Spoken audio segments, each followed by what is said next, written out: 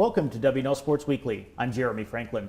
This week we'll speak with women's track and field captain Kaleigh Hinton, women's basketball captain Emily Perszyk, and men's swimmer Tommy Thetford. But first, a quick look back at the weekend in Washington and Lee athletics. Men's and women's swimming closed out the regular season with dual meet wins over St. Mary's. Wrestling went 2-1 at home, defeating Southern Virginia and McDaniel while falling on a tiebreaker to Gettysburg. Men's basketball suffered an 81-70 setback at home against Guilford, while women's hoops fell 60-44 on the road against the Quakers. And at Roanoke's Finn Pincus Invitational, Shep Sims led the men's track and field team by placing first in the pole vault, while Annie Cunningham paced the women's side by winning the 800 meters. With me in the studio is Kaleigh Hinton, senior track and field captain from Florham Park, New Jersey. Kaleigh, welcome to the show. Thanks, good to be here. That event at Roanoke over the weekend was your third of the year so far. What's the prognosis on the Generals in the early stages of the indoor season? I think it's looking really good. We've been steadily improving at every meet this season, and I think Roanoke was just another improvement, and we're looking towards ODACs now, so I think it's pretty good.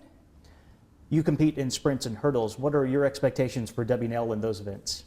I think that we're going to be pretty strong in those events. We have sophomore Nikki Doherty, who's a hurdler, and she's been doing really well this season. And then we've got a lot of first years that I'm excited to see compete. And junior Jessica Rosenwasser is really strong in the 200 and the 60 meters. So I think we should be really strong in those events. You have a total of 17 first years on the roster. What has the rookie class brought to the program so far? Yeah, it's been great. It's been really exciting to see them grow throughout the season. They've brought a lot of energy and a lot of hard work to the team, and I can't wait to see them progress throughout the season. What are the Generals' goals over the next few weeks as you get ready for the ODAC Indoor Championship at the end of February? We're definitely gearing more towards ODACs in practice, and we're trying to get some quality workouts in, quality reps. We're trying to get some good races under our belt, so hopefully that we'll be prepared for the ODAC championships when they come. Kaleigh, thanks for joining us. Best of luck throughout the season. Thank you. Good to be here. Here with me in the studio is Tommy Thetford, senior swimmer from Birmingham, Alabama. Tommy, welcome to the show. Thanks for having me. Saturday's victory over St. Mary's wrapped up the regular season for the Generals. How pleased have you been with the way the year has gone so far? I've been extraordinarily pleased. Obviously, moving to the new natatorium has provided a whole new atmosphere for the team. But on top of that, the intensity we've had at our home meets, the positivity we've had on deck all year, and on top of that, the continual surprises that my teammates throw at me in these home meets. It's been an absolutely fantastic year, especially for the home meet season and your dual meet season. And I'm really excited to move forward into championship season.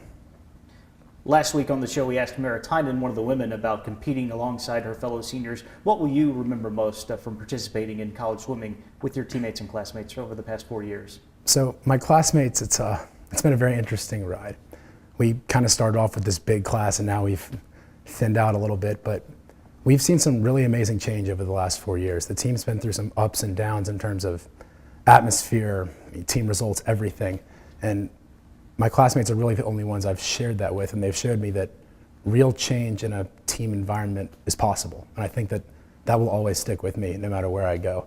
And my teammates, obviously I'll remember the goofing around and all of that, but I'm not sure I'll ever find another group of people to push me as hard as they do, to inspire me to be the leader that I always wanted to be or wanted to have as a freshman. And I'll always remember them for that, just continually pushing me physically, but also as a leader to be the best that I can be for them. What are your personal goals for the upcoming postseason? So coming into this season, I had set some personal goals, primarily just to find enjoyment in the sport again, because I had a rocky junior year and a very successful sophomore year. So I wanted to find that enjoyment, and I think I certainly have.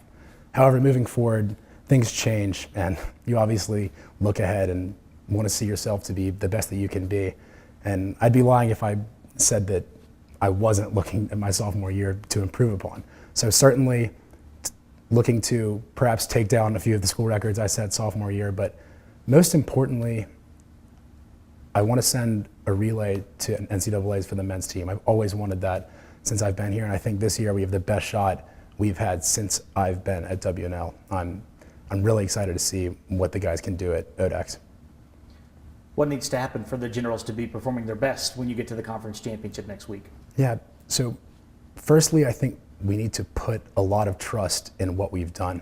When the taper process rolls around, it's an extended process of rest. And we've spent long hours, incredibly hard practices, training, and people forget that when taper starts. They question themselves, are they getting too rested, are they not rested enough? But what in reality needs to happen is we need to reflect on what we have done and understand that we have prepared ourselves to the best of our ability and trust that process. And on top of that, I think we really need to focus on what's going on outside of the pool. That's what really starts to matter during the taper process as we approach ODAX. We need to make sure we're getting plenty of rest, that we're staying relaxed, we're avoiding things that might make us anxious, we're getting ahead in our work, things of that nature. And on top of those, really just supporting each other, staying positive, and looking ahead to ODAX with excitement rather than fear or anxiety. Tommy, thanks for joining us. Best of luck to the team at the ODAC Championship. Thank you. Joining me now is Emily Perszyk, senior basketball captain from Greendale, Wisconsin. Emily, welcome back to the show. Thank you for having me. W&L had a couple of great ODAC wins to start off the month. You beat Easterman tonight and Guilford back-to-back. You hit a bit of a slide after that, although you did have a nice win against Randolph on Tuesday. What are the Generals looking to do to bounce back as you approach the home stretch of the year? We really just need to play a full 40 minutes and finish out games that way. I think in that rough patch, we lacked confidence and just trust in each other. And so that's something we're looking to do moving forward for the rest of the season, is just really build each other up. When you pass or make a pass, just say, hit it, Taylor, hit it, Katie, hit it, whoever you're talking to. And then from there on, just being humble but hungry and staying urgent throughout the remainder of the season. You're coming off of a first team All-ODAC season from 2016-17. Have you felt more pressure to produce on the court this year?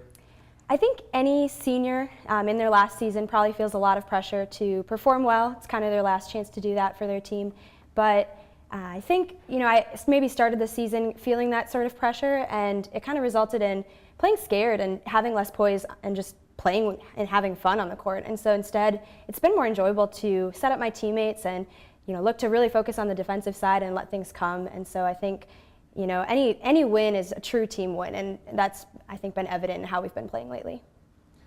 Katie Pop has played really well as a first-year. Taylor Casey's back in the lineup now. You've had some contributions from other players. How has the backcourt developed over the course of the year? The backcourt has been really strong for us. We have players, as you've said, that have been able to drive, pull up, hit outside shots, and so in effect that's opened up the inside for us as well. We can feed our posts, get kickouts as well. I think we knock those down a lot better than we knocked down earlier threes in the game clock.